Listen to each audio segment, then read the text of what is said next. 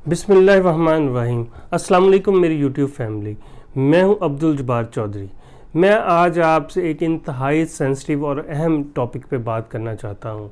बात शुरू करने से पहले अगर आप मेरे चैनल पर नए हैं, मेरे चैनल को सब्सक्राइब कर लें और बेल आइकॉन का बटन प्रेस कर दें ताकि मेरी हर नई आने वाली वीडियो का नोटिफिकेशन आपको मिल सके।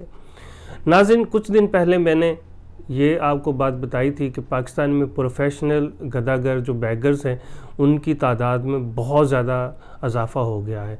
हमारी जो पाकिस्तान की पॉपुलेशन है, पाकिस्तान की आबादी है, इसका बहुत ज़्यादा हिस्सा जो है वो अब बैगिंग करता है, गदागरी करता है, मांगता है, लोगों से भीख मांगता है।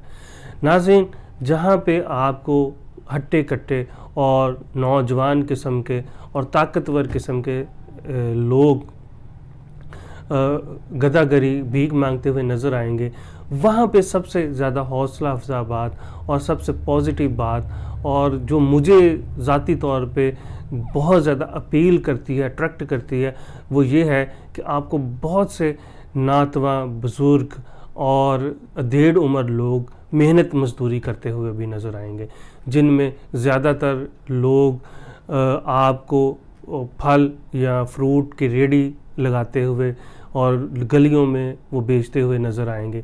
नाज़रीन, मैं आपसे सिर्फ इतनी सी गुजारिश करता हूँ कि आप जो प्रोफेशनल बैगर्स हैं या प्रोफेशनल बकारी हैं या पेशावर गदागर हैं, उनकी मदद करने की बजाय अगर आप उन बुज़ुर्गों जो बुज़ुर्ग मेहनत मजदूरी कर रहे हैं उनसे काम कम लें, और अगर आपको कहीं पे कोई बुज़ुर्ग कोई चीज़ बेचता हुआ नज़र आए, लाइक फल है या कोई और प्रोडक्ट बेचता हुआ नज़र आए, तो आप उन पेशावर बकारियों को देने की बजाय उनसे चीज़ें ख़रीद लिया करें। और नाज़रीन, एक और रिक्वेस्ट करता हूँ, इन बुज़ुर्ग जो ये बुज़ुर्ग हजरात हैं, इनसे चीज़ ख़रीदते वक्त भाव ताव ज़रा कम किया करें।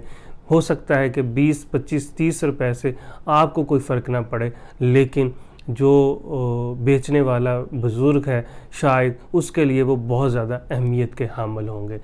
यकीनन नाज़रीन, आप मेरी इस वीडियो से इत्तेफाक करेंगे।